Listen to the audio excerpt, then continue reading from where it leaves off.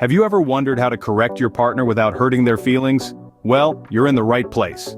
Today, we're going to explore the art of respectful communication in a relationship, because, let's face it, nobody's perfect, and sometimes, we need a little nudge in the right direction. But how you give that nudge can make a world of difference. So, buckle up, as we dive into these 14 ways to correct your partner, ensuring you maintain respect and love in your relationship. Starting with our first point, never correct your spouse in public. Now, this may seem like a no-brainer, but it's something we often do without realizing.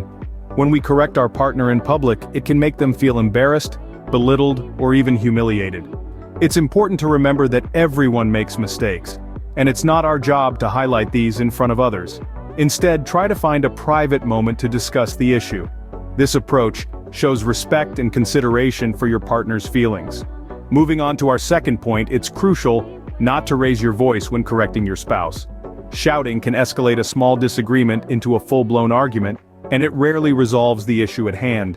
It's all about communication, and shouting often shuts down any meaningful conversation. Instead, try to maintain a calm and composed tone. This not only makes your partner more receptive to what you're saying, but also fosters a more open and respectful dialogue. And now let's talk about our third point. When correcting your spouse, avoid using phrases like "you never" or "you always." These statements are usually overgeneralizations and can make your partner feel defensive. It's always better to address specific incidents or behaviors rather than making sweeping statements about their character. For example, instead of saying, "you never help with the dishes," you could say, "I felt overwhelmed yesterday when I had to do all the dishes by myself. Could we share this task in the future?" This way, you're addressing the issue at hand without blaming or criticizing your partner unnecessarily. Remember, it's not just about what you say, but how you say it. The goal here is to foster understanding and growth, not to win an argument or put your partner down. So, the next time you need to correct your partner, keep these points in mind, and stay tuned as we delve into more ways to correct your partner effectively in our next segment. Moving on to our fourth point, avoid treating your partner like a child when correcting them. It's crucial to remember that your partner is an adult, deserving of respect. Using phrases like, "please act your age," "grow up," or "you're so childish" can be quite disrespectful. Instead, approach the situation with understanding, and communicate your concerns in a way that conveys respect. For our fifth point, timing is everything. It's not advisable to correct your partner about something serious when you two don't have ample time to discuss it. Picture this. You're both rushing to get ready for work in the morning, and you decide that's the perfect time to bring up a serious issue. Chances are, this won't end well. It's better to wait for a relaxed atmosphere, where you can both focus on the conversation at hand. This brings us to point 6, which emphasizes the importance of tone. As you correct your partner, try to speak with a loving tone. The way we say things can often have just as much impact as what we're actually saying. A harsh tone can make the other person defensive, and less open to what you're trying to communicate. On the other hand, a loving tone can help your partner understand that you're coming from a place of care and concern, not criticism. Lastly, for point 7, let's talk about the importance of privacy. It's not respectful to correct your partner in front of your children or anyone else for that matter. This can be embarrassing and disrespectful. Furthermore, it can also place undue stress on your children. The best place for these conversations is in a private setting where both of you can express your thoughts and feelings without the fear of being overheard. In conclusion, correction should be done in a way that maintains the dignity and self-respect of your partner. Remember, it's not just about pointing out what they're doing wrong, but also about fostering a safe space where both of you can grow and improve together. Our 8th point emphasizes the need to avoid comparisons. Imagine how demoralizing it would feel if you were constantly compared to others, your self-esteem eroding with every comparison. That's why it's so important to avoid making statements like, "why can't you be like other men or women?" or "why can't you be like so-and-so?" These comparisons create a sense of inferiority and can undermine your partner's confidence in themselves and in your relationship. Moving on to point 9, it's essential to remember that dredging up past mistakes doesn't do anyone any favors. It's like picking at an old wound. It only serves to cause more pain and resentment. If you're addressing a current issue, focus on that.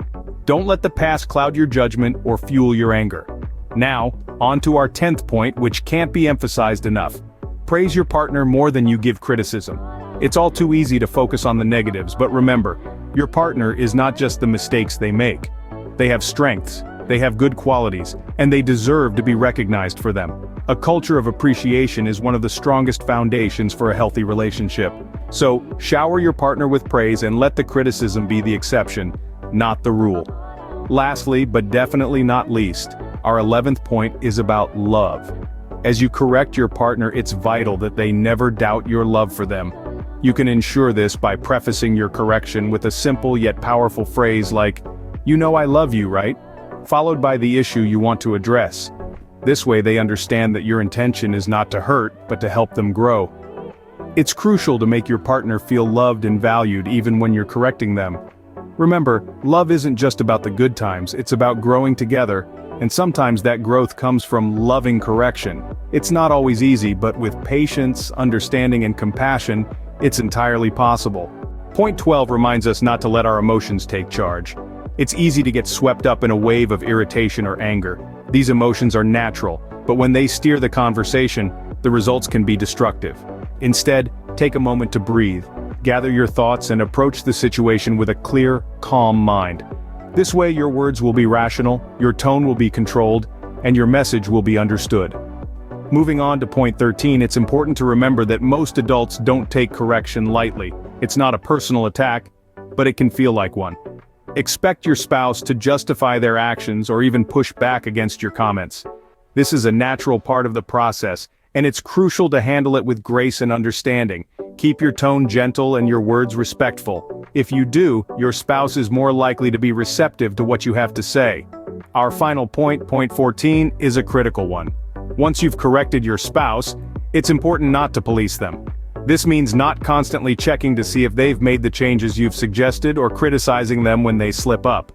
Policing only demoralizes your spouse and makes them feel like they're under constant scrutiny. Instead, trust in their efforts and give them room to grow. Remember, change takes time and patience is key. In all these points, it's important to remember that the goal isn't to win or be right, but to improve your relationship. Correcting your spouse should be about helping them become a better version of themselves, not about asserting your dominance or proving a point. It's a delicate balance, but when done right, it can significantly enhance the quality of your relationship. Remember, correcting your spouse should not turn into a power struggle. So there we have it, 14 ways to correct your partner without hurting their feelings. Let's quickly recap. We've learned it's crucial not to correct your partner in public or in front of your children, as it can cause embarrassment and show disrespect. It's also important to avoid shouting and using absolute terms like "you always" or "you never." Correcting your spouse isn't about belittling them, so avoid treating them like a child. We've also talked about the importance of timing. Serious discussions should take place in a relaxed atmosphere and when you both have ample time to talk. Your tone is equally as important. Always speak with love. Remember, comparisons are a no-go. They can undermine your partner and damage their self-confidence. It's also not productive to bring up past mistakes, as it only compounds issues. Instead, balance your criticisms with praise and ensure that your partner never doubts your love for them, even during correction. It's normal to expect some pushback from your spouse, but if you remain gentle, they're more likely to be receptive.